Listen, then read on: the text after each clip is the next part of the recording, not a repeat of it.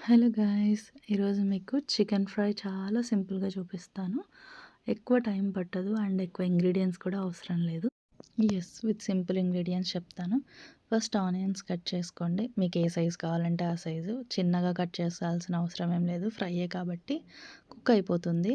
So, next onions cut చేశాక ప్యాన్‌లో oil పెట్టుకొని మీకు కావాల్సినన్ని ఆనియన్స్ వేసుకొని అవి బాగా గోల్డెన్ బ్రౌన్ వచ్చే వరకు వేయించుకోండి. ఆనియన్స్ బాగా పచ్చి వాసన పోయే వరకు బాగా వేపుకోండి. ఈలోపు ఆనియన్స్ బాగా వేగేలోపు ముందు మనం చికెన్ వాష్ చేసి పెట్టుకోవాలి. సో, చికెన్ ఎప్పుడైనా ఒక 3-4 టైమ్స్ బాగా వాష్ చేయాలి. అప్పుడే ఆ నీసు వాసన అదంతా పోతుంది. సో, చికెన్ బాగా వాష్ చేసుకోండి. మనం టేస్ట్ ఎంత బాగా చేసినా కూడా చికెన్ బాగా కడగకపోతే ఆ స్మెల్‌కి అసలు తినలేము. సో, మెయిన్ ఇంపార్టెంట్ వచ్చేసి చికెన్ బాగా వాష్ చేయడం. And next coming to our process, కొంచెం కరివేపాకు వేసుకోండి. ఇది జస్ట్ ఆప్షనల్.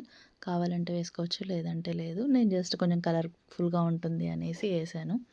అండ్ దెన్ కొంచెం అల్లం పేస్ట్ మీకు కావాల్సినంత. నాకు కొంచెం లైట్‌గానే ఇష్టం, అందుకే నేను కొంచెం వేసాను.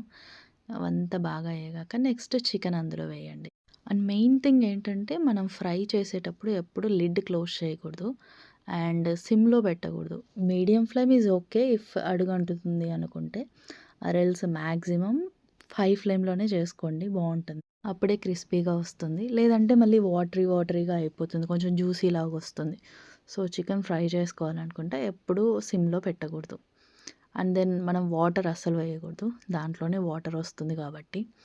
సో, నెక్స్ట్ సాల్ట్ అండ్ కొంచెం పసుపు. సాల్ట్ మీకు తగినంత వేసుకోండి. చెప్పాను కదా! ఇలా వాటర్ వచ్చేస్తుంది. మొత్తం నేను అసలు కొంచెం కూడా వాటర్ వేయలేదు. అంతా చికెన్‌లో వాటరే. ఆ వాటర్ అంతా అలా ఇంకిపోనియాలి. చూడండి ఫ్లేమ్ ఎలా వస్తుందో, మొత్తం ఆవిరంతా. అండ్ దెన్ కొంచెం కారం మీకు కావాల్సినంత. మేము కొంచెం కారం గట్టిగానే తింటాం, అందుకే కారం ఎక్కువ వేసాను. మీరు మాత్రం మీకు కావాల్సినంత వేసుకోండి. నేను కారం వేసాక బాగా మిక్స్ చేసేసుకొని మళ్ళీ కొంచెం సేపు అలా వేగనియండి. ఎక్కువ మిక్స్ చేయకండి. మరీ ఎక్కువ మిక్స్ చేస్తే ముక్క అనేది చెదిరిపోతుంది. ఎంత కలిపినా ముక్క చెదరకుండా కలపాలి. అండ్ నెక్స్ట్ ధనియాల పొడి. ఆ వాటర్ అంతా ఇనికిపోయినాక అప్పుడు ధనియాల పొడి వేయాలి, ముక్క ఉడికింది అని చూసాక. మెయిన్ ధనియాల పొడి వేయడానికి ముందే ఒకసారి సాల్ట్, మీకు కావాల్సిన కారం అన్నీ చెక్ చేసుకోండి.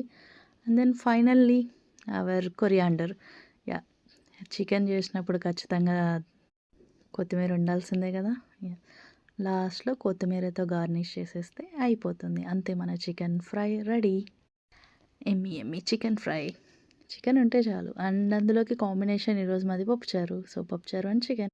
ట్రై చేయండి.